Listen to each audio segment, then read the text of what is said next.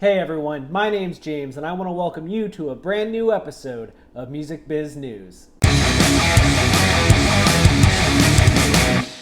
The team at Apple found themselves in a strange predicament this week when it was revealed that Siri had been telling people Bob Dylan was dead.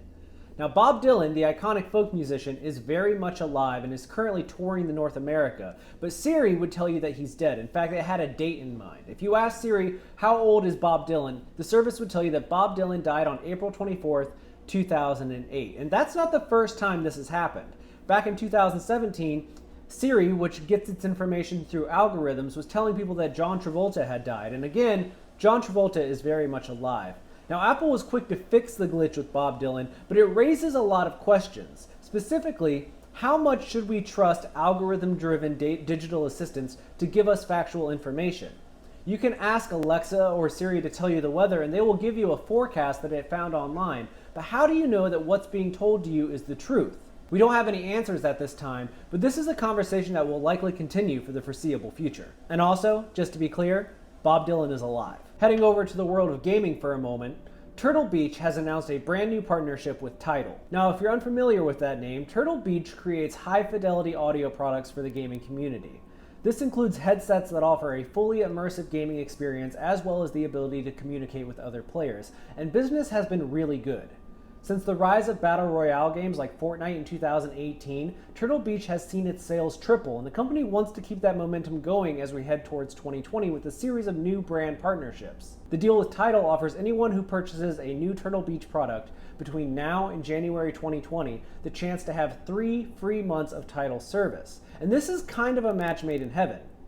Turtle Beach makes high-fidelity audio products that give you one-of-a-kind sound when playing video games, and Tidal has a big selling point with its high-fidelity audio recordings. Putting those things together is bound to make consumers happy, but will it drive new, lasting business for either company? We obviously can't know that up front, but it does seem like both companies are positioning themselves for success. So if you're a gamer or you're interested in getting in games, you might want to take advantage of this offer while it lasts. Here's a follow-up on a previous Music Biz News story. Last week, we told you that Live Nation and Ticketmaster were coming under fire from people online after news was revealed that both companies were planning to implement facial recognition technology at events. Now, obviously, this is a big concern for a lot of people because facial recognition often comes across as an invasion of privacy. And traditionally, a lot of the software associated with facial recognition has been proven to be racially biased in one way or another. This week, Digital Music News reached out to Ticketmaster to ask them to comment on the ongoing situation, and the company said that it has no current plans to implement the technology at its events. In fact, a quote from a spokesperson said, "Ticketmaster is always exploring new ways to enhance the fan experience, and while we do not currently have plans to deploy facial recognition technology at our clients' venues, rest assured any future consideration will be strictly opt-in, always giving fans the right to choose." Now, this sounds like a good deal, but groups who are opposed to the use of this technology are still upset. After all, it's not unheard of for companies to put these kind of opt-in things into the small language that most people don't read, the terms and conditions, if you will. Now, whether or not that's how these companies would approach it remains to be seen, but if the companies were not planning to use facial recognition software, wouldn't it be more beneficial for them just to say, "We are not going to do this thing"?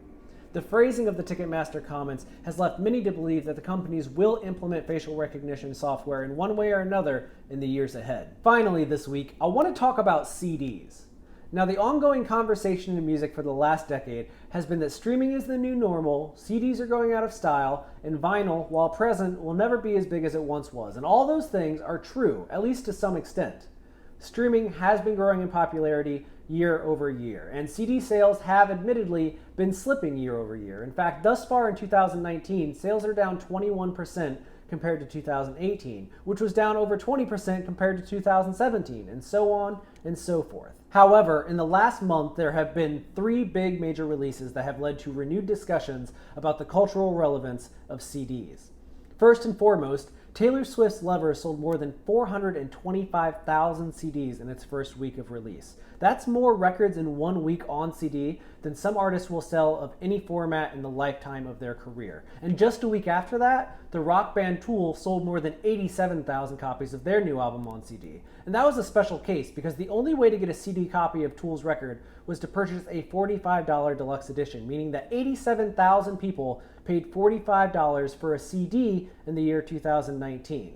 More recently, the artist Post Malone put out his new record, Hollywood's Bleeding, and sold more than 100,000 copies on CD in the first 7 days of release. And this was an album that was announced less than 2 weeks before it came out. That shows a huge demand for CDs that continues to exist in 2019, and labels, for the most part, are not serving fans that are interested in those products. In fact, just last year, when the rock band Greta Van Fleet put out their debut album, their label ran into problems where they didn't have enough CDs to meet the demand for music fans. There is still a huge audience who prefers physical product, and while vinyl might be like the ideal way of consuming music, there are a lot of people who grew up on compact discs and still love compact discs. They have CD players in their cars or in other places, and they like to have a record in there, especially a new one from their favorite artist.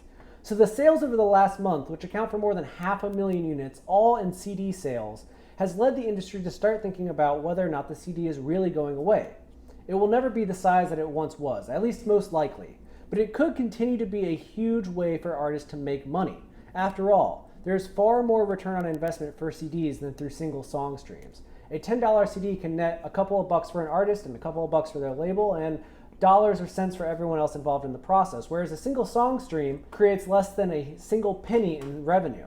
You have to get thousands and thousands of song streams to make the same amount of money you can make from a single CD sale. So why would the industry ever write them off entirely? I don't know where we go from here, but it's clear that as long as fans continue to demand physical product, the industry will do its best to meet it. And with the way CDs have been selling in the last few weeks, I wouldn't be surprised if we saw a rise in the total amount of CDs produced as we head into 2020. Now, real quick, I gotta ask that you subscribe to this channel. Music Biz is a passion project for everyone involved, and we spend a lot of time making a lot of videos each and every week. But we need your help, and all we ask is that you click the button below and join our community, because the more subscribers we have equals more time that we can spend on this project, and we want to do that. So please, click that button. I also want to ask that you check out Holics, the industry standard for music promotion. Holics helps a ton of artists promote their music, including Tool, Blink-182, Fall Out Boy, Green Day, Weezer, and thousands more. And you can promote your music through Holics as well by visiting their website. There's a link in the description below, or just go to holics.com. That's HAULIX.com. And finally, whether you do those things or you don't do those things, whether you love this channel or you hate this video, at the very least, take care of yourself, because you deserve it.